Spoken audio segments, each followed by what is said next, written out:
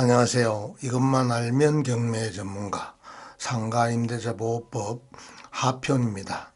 2019년 4월 개정된 후에 시행되는 내용에 대해서 오늘 살펴보려고 합니다. 그 내용을 대략 보면은 보증금 초과 임대차에도 적용되는 규정이 있고요. 또 그 보증금이 정액됐다는 내용하고 상가 임대차 분쟁 조정위원회가 설치되어서 운영되고 있다. 이 내용에 대한 게 주된 내용이 되겠습니다. 약간 세부적으로 보면은 변경된 상가건물 임대차 보호법 보증금이 정액된 것은 2019년 4월 2일부터 시행되고 있고요. 상가건물 임대차 분쟁 조정위원회는 2019년 4월 17일부터 운영되고 있습니다. 또 상가건물 임대차 보호법에서 규정하는 보증금 이하여야지만 일반적으로 상가건물 임대차 보호법의 적용을 받는데 보증금이 초과되더라도 적용되는 규정이 있습니다. 그 내용을 살펴보도록 하겠습니다. 이 바뀐 내용에서 법률구조공단이 있고 이런 것들은 있다는 내용만 대략만 아시면 될 것 같아요. 어쨌든 4월 2일 날 시행되는 내용 2019년이죠. 보면은 이 개정을 한 이유는 이렇게 돼 있어요. 상가건물 임대차 보증금의 상한액을 정액하여 법적 보호를 받는 상가건물 임대차의 범위를 확대한다. 그리고 아까 말씀드린 대로 대한법률구조공단의 상가건물 임대차 분쟁 조정위원회를 설치한다. 이런 얘기입니다. 이게 대한법률구조공단의 6개 지부로 나눠서 그 분쟁 조정위원회를 설치한다. 이런 얘기고, 해당 지역은 어디 있는지 보고 내가 필요한 데다가 분쟁이 있을 때 거기에 접수해서 일처리를 하면 되겠죠. 그러니까 여기서 중요한 거는 자 이제 그 금액이 정액됐다는 거. 정액됐다고 해서 예를 들어서 서울 같은 경우 6억 천에서 9억이 됐잖아요. 6억 천은 필요 없는 내용이 아니죠. 그 9억은 4월 2일부터 적용되는 거. 제가 중편에선가 상가건물 임대차 보호법 보증금액 서울의 사례를 해가지고 보여드렸었잖아요. 그 금액에 따라서 기준 일자가 있잖아요. 그걸 이제 생각하시면서 보시면 될 것 같아요. 그 내용은 없으면 자료 찾아보면 되는 거니까. 그리고 부산광역시나 수도권 과밀 억제권역, 서울특별시는 제하고는 5억 이하에서 6억 9천으로.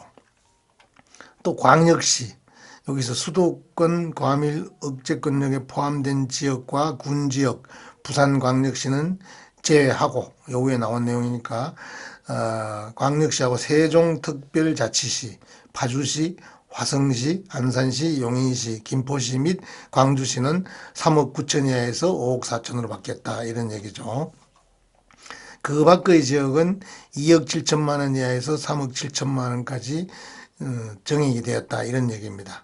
법률구조공단은 뒤에 나옵니다. 서울중앙지부, 수원지부, 대전지부 이런 게 있다는 거고, 분쟁조정위원회에는 이런 건 있다는 것만 아시면 될 것 같아요. 그죠? 사무국에 사무국장 심사관 조사관을 두고 사무국장이 사무국의 업무를 총괄하도록 한다. 이런 거는 한번 훑어보면 되는 것 같고, 이 내용도 마찬가지입니다. 특별시, 광역시, 특별자치시, 도 및 특별자치도가 상가건물 임대차 분쟁조정위원회를 두는 경우에는 사무국의 조직 및 운영 등에 관한 사항은 조례로 정하도록 한다. 이렇게 돼 있죠. 그리고 상가건물 분쟁 조정위원회 설치해서 하고, 아까 본 대로 보면은 6군데 지부가 있는데 서울중앙지부, 수원지부, 대전지부, 대구지부, 부산지부, 광주지부가 있다. 지부가 있다. 이런 정도만 아시면 될 것 같아요. 이거는 그냥. 그리고 조정위원회에서 이 하는 일에 대해서는 여기서 여기까지죠. 어느 정도 알아주는 게 좋을 것 같고, 사무국에서 하는 거는 사무국에서 하는 거니까 이런 게 있구나 정도만 알면 되겠죠. 근데 이 위에 거는 말하자면 대통령령으로 정하는 상가건물 임대차에 관한 분쟁이란 어떤 걸 얘기하느냐, 이런 내용은 한번 천천히 한번 살펴볼 필요가 있겠죠.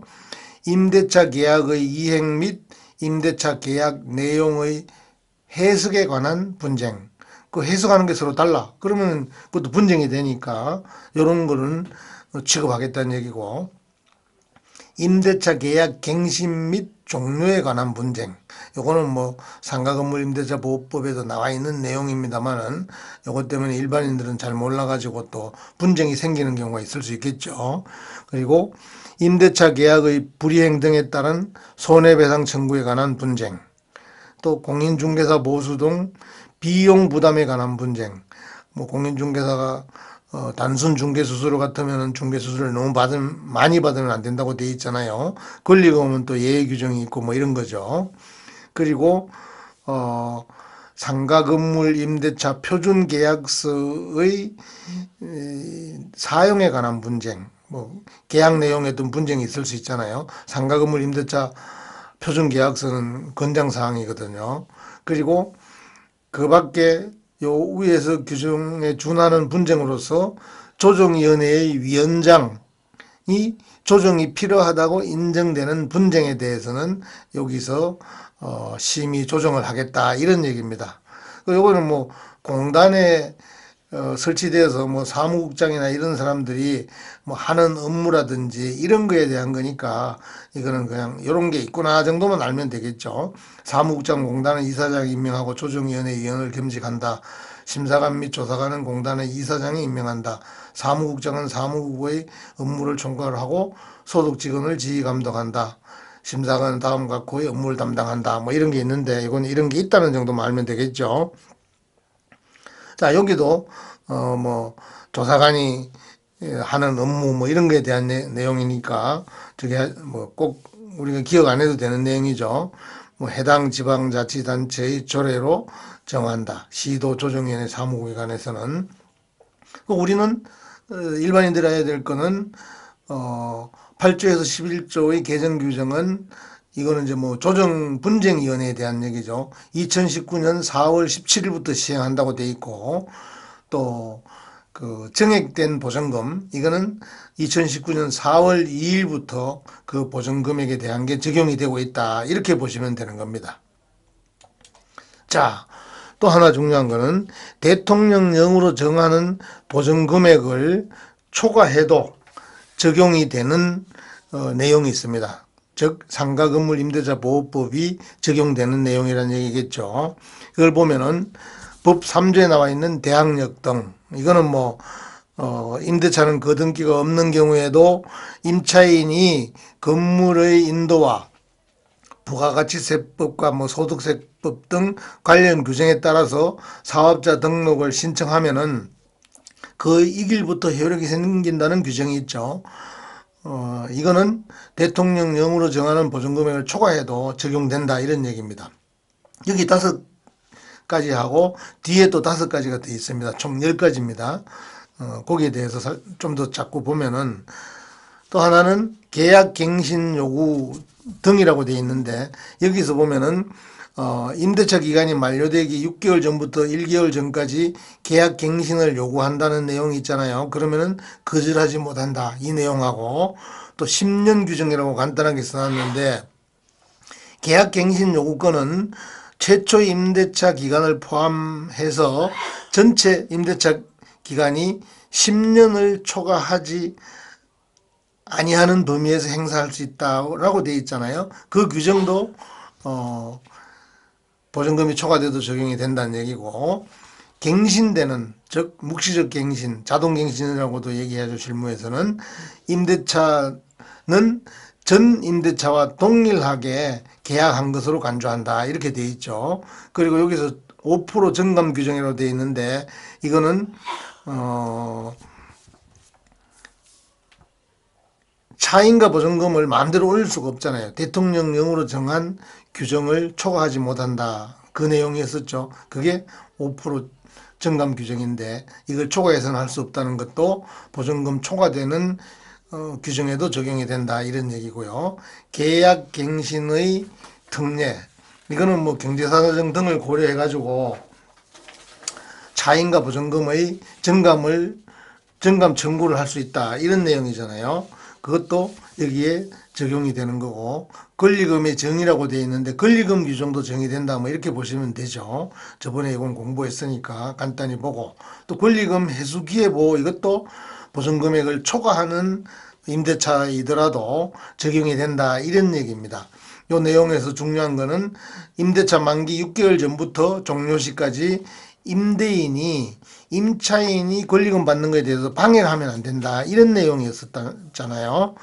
그리고 또 권리금 적용 제외 규정이 있는데 이것도 적용이 된다 이런 얘기인데, 이거는 뭐 저기 일반적으로는 잘 적용이 되는 내용이 아니기 때문에 제가 뭐 자세히 써놓지는 않았습니다만은, 뭐 예를 들자면은 뭐 국유재산이라든지 이런 데는 뭐 권리금 받고 뭐 이런 게 안 될 수 있잖아요. 그런 내용을 적어 놓은 거라고 생각을 하시면 된다 이렇게 보시면 돼요. 뭐 유통산업발전법에 따른 대규모 점포 뭐 이런 것들도 거기에 적용되어야 된다 이런 얘기입니다. 그리고 제10조 6항의 표준권리금 계약서의 작성 등이라고 되어 있는데, 이거는 국토부 장관은 임차인과 신규 임차인이 되는 자가 권리금 계약을 체결하기 위한 표준 권리금 계약서를 정해가지고 그 사용을 권장하라는 얘기입니다. 예. 이것도 보증금이 초과되는 임대차에도 적용된다 이런 얘기고요. 또 10조 7항의 권리금 평가 기준의 고시, 이거는 국토부 장관은 권리금에 대한 감정평가의 절차와 방법 등에 관한 기준을 고시할 수 있다고 그랬는데, 이것도 적용시키라는 얘기인데 일반적으로는 이거는 뭐 적용되지 않을 겁니다.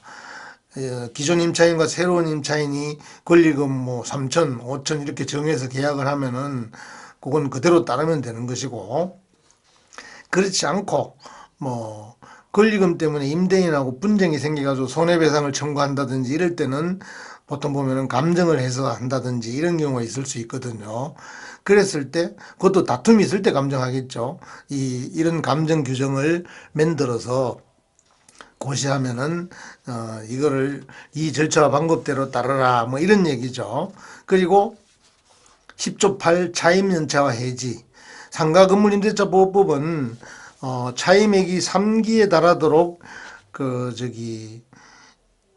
미납이 되면은 임대인은 계약을 해지할 수 있다 이 규정이 있잖아요. 이것도 대통령령이 정하는 보증금액을 초과하더라도 적용이 된다 이런 얘기고, 마지막 10번째로 표준계약서의 작성 등 그랬는데, 이거는 법무부 장관은 보증금, 차임액, 임대차 기간, 수선비 분담 등의 내용이 기재된 상가 건물 임대차 표준계약서를 정해가지고 그 사용을 권장하라 이런 얘기입니다. 이것도 뭐 대통령령으로 정하는 보증금액을 초과하는 경우에도 적용이 된다 이렇게 되어 있습니다.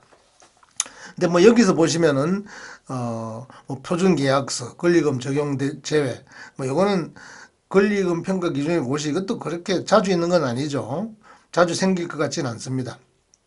차임연차와 해지, 이거는 3기라는 거 기억하시고, 앞에 얘기했던 대항력, 계약갱신 요구, 계약갱신 특례, 권리금 회수 기회 보호 등, 요거는 여기서 중요한 내용으로 보여지니까 잘 기억해 두시면 좋을 것 같습니다.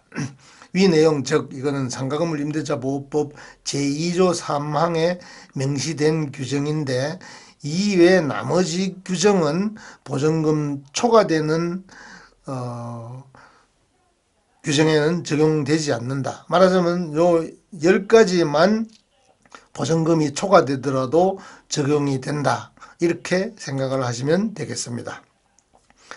감사합니다. 좋아요, 구독 눌러주신다면 더욱 감사하겠습니다.